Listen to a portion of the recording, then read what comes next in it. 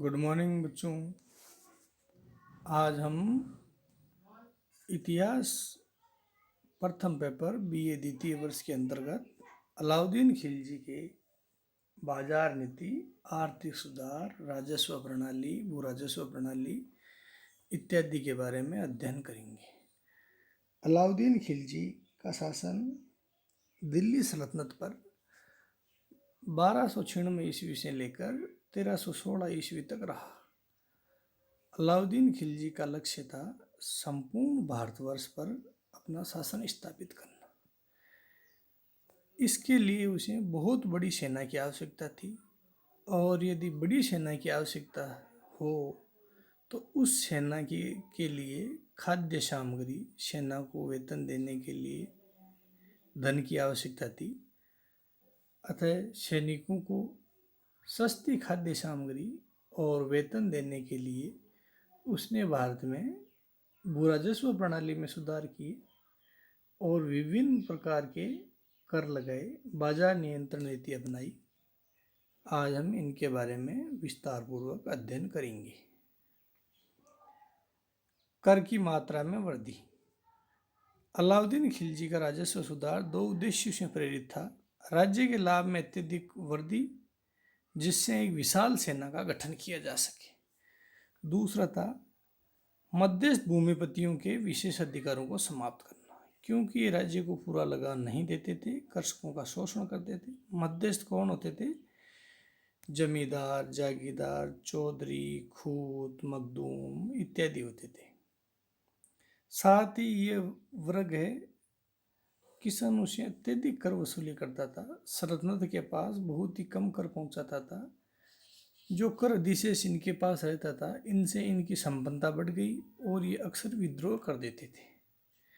इसके अलावा अलाउद्दीन खिलजी ने भू राजस्व लगान है उसकी दर 1/3 की जगह 1/2 कर दी थी।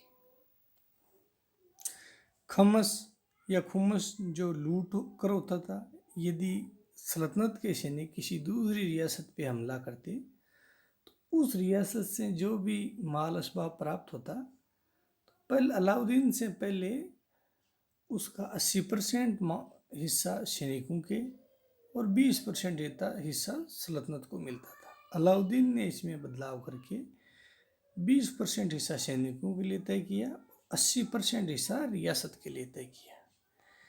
विभिन्न प्रकार के नए नए कर लगाए, जैसे गरही आवास कर, चरही चरागाह कर, गुड़ही घोड़े रखने के ऊपर कर। इसके अलावा अलाउद्दीन ने दोआब क्षेत्र में करमुक्त भूमि पर केंद्रीय नियंत्रण स्थापित कर दिया। सभी भूमि अनुदान वापस ले लिए। धार्मिक अनुदानों की वापसी का भी आदेश दिया। धार्मिक अनुदानित भूमि जैसे इक्ता, वाक, मिल्क, इनाम, इदरार जैसे करमुक्त अनुदानों को अलाउद्दीन खिलजी ने रद्द कर दिया। मध्यस्थ वर्ग जो कर वसूली में हम पहले ही बात कर चुके हैं, कर वसूली में राज्य की मदद करते थे, उसको समाप्त करने का निर्णय लिया।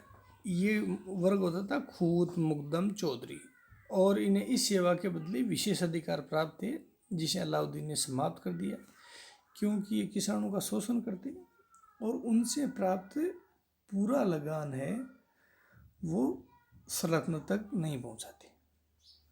साथ ही इनको घोड़े पर चढ़ना, हथियार रखना, महल के वस्त्र पहनना, पान खाने पर भी प्रतिबंध लगा दिया।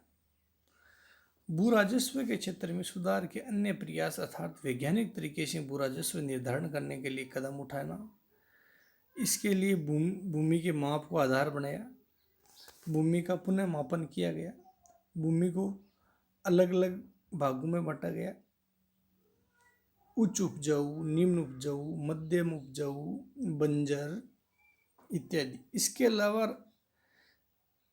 राजस्व की वसूली पर भी खिलजी ने विशेष बल दिया। इसके लिए अलग से कर्मचारियों को नियुक्त किया और बकाया वसूली के लिए दीवान ए मुस्तकराज नामक एक अलग से अधिकारी को नियुक्त किया। इस प्रकार अलाउद्दीन के लगान एवं कर संबंधी सुधार पूर्णतः सफल सिद्ध हुए।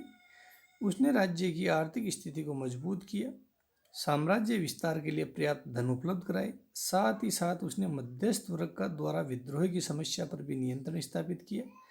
अतः वह अपने दोनों उद्देश्यों को पूर्ण करने में सफल रहा।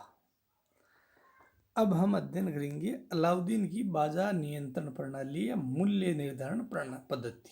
अर्थात अलाउद्दीन ने बाजार में विक्रय होने वाली हर वस्तु का मूल्य निर्धारित कर दिया था। यदि उस निर्धारित मूल्य से कोई व्यक्ति अधिक मूल्य पे बेचता तो उसको दंड दिया जाता। साथ ही यदि कोई व्यापारी कम मात्रा में तौलता, जैसे कि 1 kg या 1 किलोग्राम कोई वस्तु बेचनी है, व्यापारी ने 950 ग्राम वस्तु बेची, 50 ग्राम कम बेची, तो ऐसा आदेश दिया गया कि 50 ग्राम मांस उस व्यक्ति का काटा जाएगा शरीर का। इससे व्यापारियों में दहशत फैल गई। अलाउद्दीन की आर्थिक सुधारों में सबसे महत्वपूर्ण सुधार उसकी मूल्य निर्धारण पद्धति या बाजार नियंत्रण था। इसकी जानकारी जियाउद्दीन बरनी की रचना तारीख फिरोज शाही तथा फतवाए जहांदारी, अमीर खुसरो की रचना खजाइनुल फुतह, इशामी की रचना फुतह सलातीन तथा मोरक्को के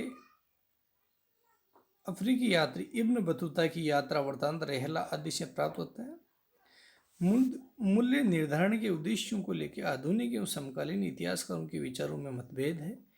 इतिहासकार बर्नी ने उसे सैन्य उद्देश्य बताया है। अमीर खुसरो ने मूल्य नियंत्रण के कार्यों को आम प्रजा की भलाई के लिए बताया। वहीं कुछ अन्य इतिहासकारों ने साम्राज्यवादी महत्वाकांक्षा से प्रेरित बताया। सैन्य कारणों को लेकर ज्यादातर आधुनिक विद्वानों में सहमति है। अर्थात बाजार मूल्य नियंत्रण प्रणाली अपनाने की अलाउद्दीन को आवश्यकता क्यों पड़ी, तो इसमें ज़्यादातर लेखक इतिहासकार इस मत पे एक राय है क्योंकि अलाउद्दीन खिलजी ने साम्राज्यवादी महत्वाकांक्षा अर्थात अपने साम्राज्य के विस्तार के लिए अत्यधिक सेना भर्ती की और उस सेना का खर्च चलाने के लिए उसने बाजार नियंत्रण प्रणाली अपनाई। बर्नी ने अनाज की आपूर्ति से जुड़े कुछ निम्नलिखित आदेशों की चर्चा की है। अर्थात किस अनाज का, किस वस्तु का अलाउद्दीन खिलजी ने कितना दाम, कितना मूल्य तय किया।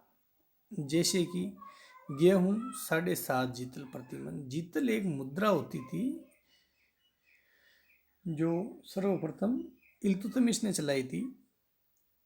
इसी प्रकार जो 4 जीतल प्रति मन, चना 5 जीतल प्रति मन, चावल 5 जीतल प्रति मन, शक्कर 3.5 जीतल प्रति मन, गुड़ 1/3 जीतल प्रति शेर, ये भाव रखा गया। मंडी या अनाज बाजार में एक सहना नामक स्थानीय अधिकारी को नियुक्त किया जो व्यापारियों की विभिन्न गतिविधियों के ऊपर नियंत्रण रखता था। दोआब क्षेत्र में अनाज के माध्यम से लगान वसूली। अलाउद्दीन खिलजी के समय लगान वसूली 2 प्रकार से की जाती थी, एक नकद के रूप में और एक अनाज के रूप में। दोआब जो मुख्यतः यूपी उत्तर प्रदेश का क्षेत्र है, गंगा और यमुना के मध्य का भाग है, उसे दोआब कहा जाता था। अत्यधिक ही उपजाऊ क्षेत्र था। वहां पर अलाउद्दीन खिलजी ने अनाज की वसूली की नकदी के स्थान पे। अनाज सस्ता खरीदकर महंगा बेचने के विरुद्ध कठोर दंड की व्यवस्था, लगान वसूली की समुचित व्यवस्था तथा निर्धारण मूल्य पर सरकारी अधिकारियों को अनाज खरीदने की सुविधा, मंडी या अनाज बाजार के दैनिक क्रियाकलाप संबंधी विवरण और गुप्तचरों की नियुक्ति। अलाउद्दीन खिलजी ने गुप्तचर भी नियुक्त किए जो वेश बदल के मंडियों में इधर उधर घूमते रहते, जो व्यापारियों और ग्राहकों अर्थात क्रेता और विक्रेता के विभिन्न क्रियाकलापों का ध्यान रखते। और भाई विक्रेता किस मूल्य पे वस्तुएं बेच रहा है, क्रेता किस वस्तुएं पे मूल्य खरीद रहा है, वस्तु की गुणवत्ता कैसी है इत्यादि का भी वो ध्यान रखते थे। लगान वसूली की समुचित व्यवस्था तथा निर्धारण मूल्य पर सरकारी अधिकारियों को अनाज खरीदने की सुविधा, मंडी या अनाज बाजारों के दैनिक क्रियाकलाप संबंधी विवरण, बाजार नियंत्रण के लिए आवश्यक था कि अनाजों की आपूर्ति बराबर हो। इसके लिए सरकार के पास अनाजों की उपलब्धता सुनिश्चित होना आवश्यक था। इसलिए उसने निम्न उपाय अपनाए। किसानों के द्वारा अधिशेष को घर ले जाने पर प्रतिबंध लगाया, अर्थात किसानों के खेत में जितना अनाज पैदा होता उस अनाज को भाई जितना किसान का परिवार पालने के लिए पर्याप्त है, किसानों के परिवार में सदस्यों की संख्या को देखते हुए उतना किसान को ले जाने की अनुमति दी जाती है। बाकी का अनाज है निर्धारित मूल्य पे खेत से ही अलाउद्दीन खिलजी के कर्मचारी खरीद के विभिन्न गोदामों में पहुंचा दिए थे। अलाउद्दीन को राज्य द्वारा निर्धारित मूल्य पर बेचने के लिए किसानों को बाध्य किया गया। उपरोक्त कार्रवाई करने से राज्य को निम्न लाभ हुआ। बड़े पैमाने पर अनाज का संग्रह हुआ, कालाबाजारी पर नियंत्रण स्थापित हुआ, कीमतों पर नियंत्रण हुआ इत्यादि। बाजार नियंत्रण की नीति की सफलता के लिए न केवल अनाजों की वसूली बल्कि उनके भंडारण तथा उचित तरीके से वितरण के लिए भी एक व्यवस्थित तंत्र का होना आवश्यक था। अर्थात केवल अनाज को खरीदना ही आज पर्याप्त नहीं था, उस अनाज के भंडारण के लिए भी उचित व्यवस्था की। इसके लिए जगह जगह खाद्य संग्रहालय बनाए गए, बड़े बड़े गोदाम बनाए गए। अनाज को एक स्थान से दूसरे स्थान पर ले जाने के लिए व्यापारियों को बाध्य किया गया। इन व्यापारियों को बाजार के अधीक्षक के पास अपना नाम दर्ज कराना होता था तथा नियमित अनाज आपूर्ति के लिए वचन भी देना होता था।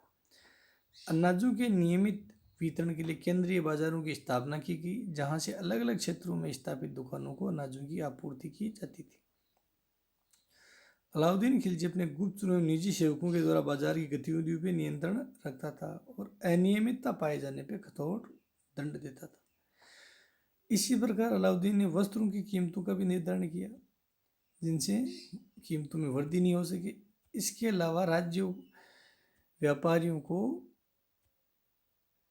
ब्याज मुक्त रकम भी उपलब्ध करवाते। व्यापारियों को उनकी सेवा के बदले कमीशन दिया जाता था। कीमती वस्त्रों को विशेष परमिट के आधार पर खरीदा जा सकता था। दासों, घोड़ों, मवेशियों के बाजार में मूल्य वृद्धि का एक महत्वपूर्ण कारण दलालों की उपस्थिति होती थी, जो व्यापारियों और ग्राहकों दोनों से कमीशन वसूलते थे। अलाउद्दीन खिलजी ने इन दलालों को बाजारों से निष्कासित कर दिया।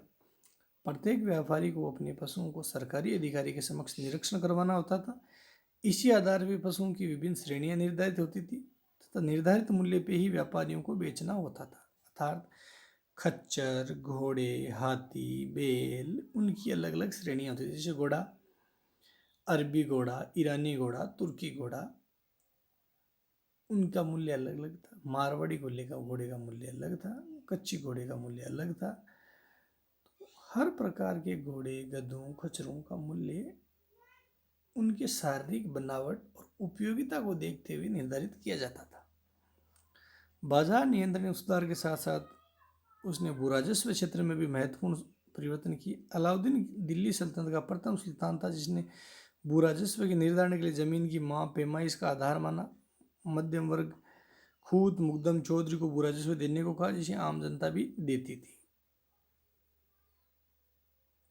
इस प्रकार अलाउद्दीन खिलजी की भूराजस्व प्रणाली और बाजार नियंत्रण प्रणाली बहुत ही उपयोगी सिद्ध हुई, लेकिन ये लंबे समय तक नहीं चल पाए। मात्र अलाउद्दीन खिलजी की 1316 ईस्वी में मृत्यु हुई।